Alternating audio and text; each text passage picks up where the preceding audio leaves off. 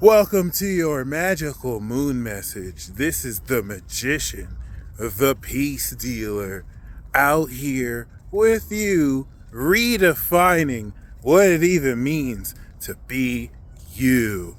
Moon in Taurus, Sun in Cancer. This is the transit where you bring everything into form. Okay?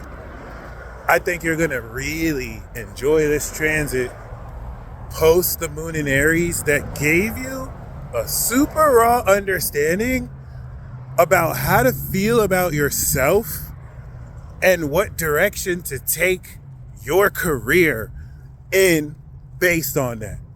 So the 11th house of rewards, associates, hopes and wishes is in you walking in that authentic direction, grounding the real friends who support that. And given that this is the equivalent of gross pay to the net pay, that is your second house, this is where, relative to the powers we've harvested and have completed harvesting, they're manifesting.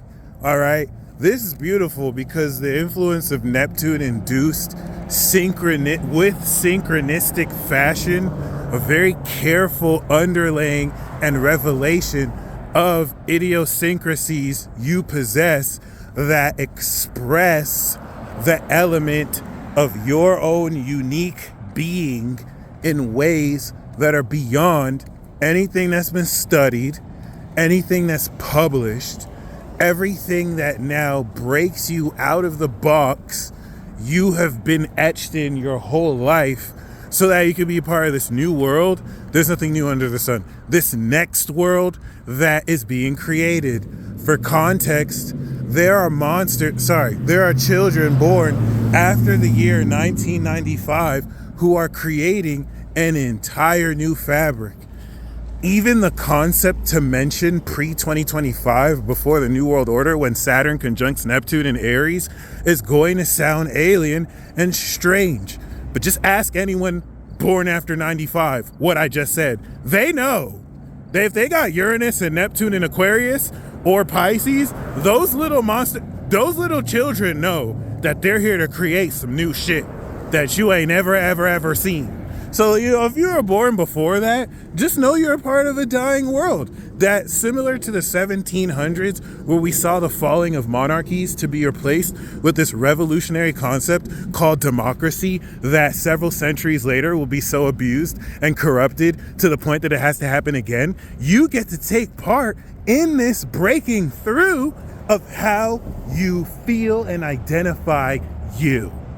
I want to touch on the 10th house transit because the authenticity of this breakthrough really brought, with the square to Pluto, the perpetual challenge of what you feel you are versus the hat you have to wear. So you might be told and nudged towards a certain direction that is more realistic, but you had to make the decision not to sacrifice your authenticity. Case in point, there might not be a national American industry code for what you do. When I get a Clark County business license in Nevada, the only industry code that comes close to what I do is psychic arts. And the way I brand myself and authentically feel about how I put myself out there is severely limited. I, like you, have the challenge of maintaining my authenticity while still, not for the sake of being realistic, but for the sake of being real enough that I can do business, operate under a code, because I still have to choose a code to do business with.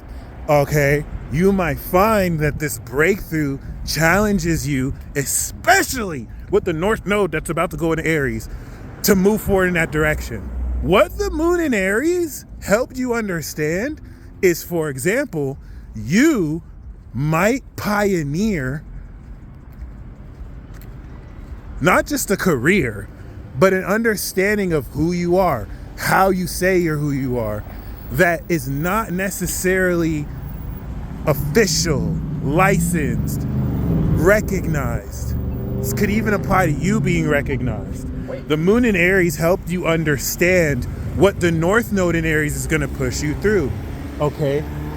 Case in point, I was speaking to an Aquarius woman today, and she mentioned that I have magician on my profile. First of all, Aquarius is my 10th house of career. So everything that she was aware of how I look professionally and my reputation, there was little to nothing of what she said that was in any way false. Aquas I know, so she is very knowledgeable of what she was saying. So in the collective that reflects why she's right, she made a point to say, look, it's not like she doesn't believe in magic, right? But like most people who look at magician, there's a negative connotation for it. If I were to really walk up into a room, and I'm paraphrasing, she didn't say this exactly, this is me paraphrasing what she said. If I was to walk into a room with like professionals and I was to say I'm a magician, how are they going to look at that? It's not like I'm saying I'm a plumber, I'm an electrician, you know what I'm saying? I'm an engineer. And because of the negative connotation on it, she felt like it was better for me to change that, right? And of course, I have my understanding of what it means to be a magician, right? It's easy to see me talk about the stars and you could just say I'm an astrologer. This is a magical moon message. So look back at any magical moon message, this included, and instead of looking at it as an astrologer saying it, look at it as a magician saying it. So I'm giving you a message which makes every video a spell. And read the comments. Look at how this affects all of us collectively. You're watching a spell right now. And that's why I'm spelling. Every word that I'm saying is magic. And I'm using science. The reason why people understand magic is they try to use magic to make science. No, I'm using the science of the stars to make this magic and spell, right? So I'm literally redefining what it means to be a magician. The moon in Aries has helped you understand the need for your authenticity, and the North Node in Aries is now moving forward and with these actions carving the way to actually now bring more credence and credibility to what Aries would presume is either new or authentic to you. Like there's no one else who may do this or understand it. Okay, embrace that. That was the huge challenge.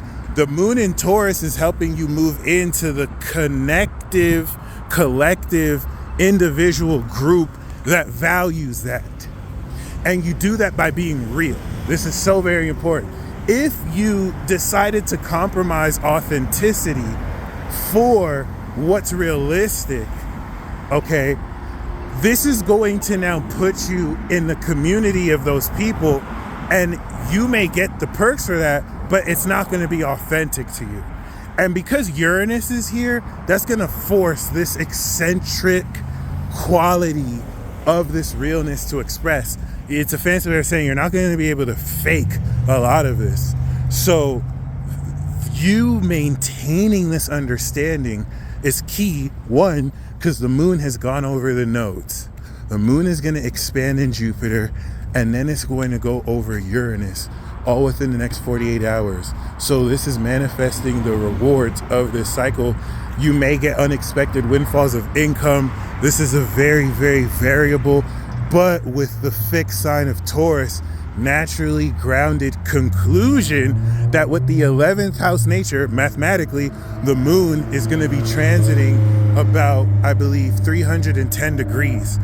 300 degrees. Then 330 is going to be the balsamic.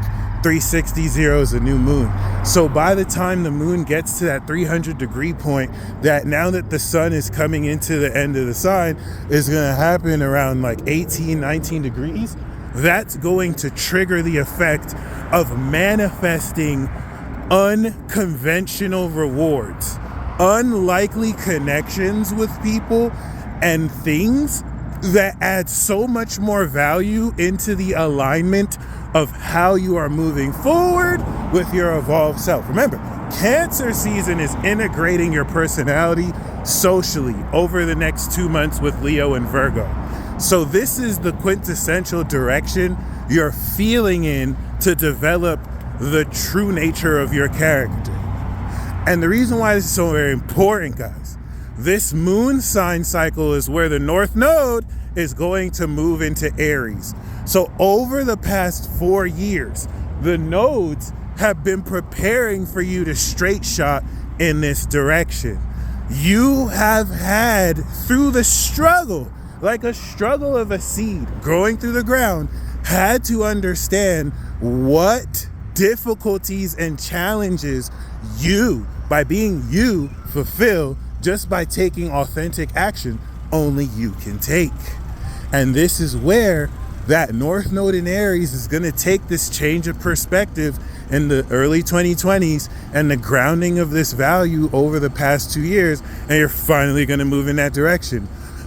Really take note of everything that you're doing around this period for the next 6 months, if anything, because while you're coming into this natural understanding of the rewards and completion of this natural transit, of this very metahuman, psychically powerful transit, this is a natural understanding of not only the manifestation of your psychic powers and abilities, but most importantly, the quality of who and what belongs around you doing this.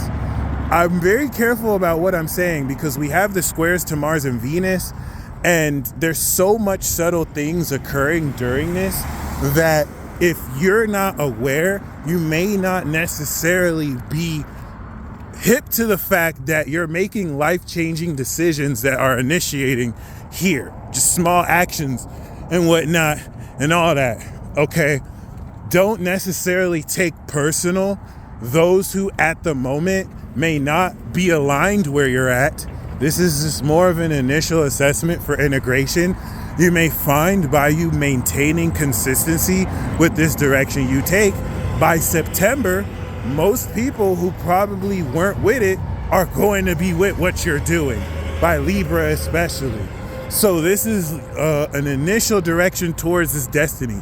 The North Node is going to square 29 degrees Pluto in Cap. Trust, that's starting off with a bang.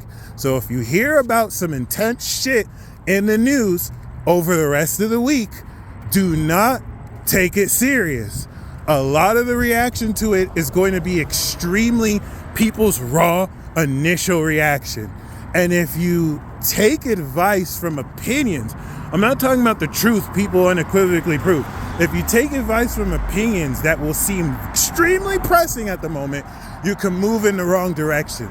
I'm going to keep the same energy and say the advice that I said during the pandemic, when everyone was going crazy because of all the news that they were pumping through. What were you doing before the pandemic that gave you joy and purpose? Just do that. I don't care if the news or this official or this mandate is saying do this. You want to focus fully on that. And the South Node in Libra is going to highlight, with old traditions and Pluto and Cap, relationships that reinforce these old narratives.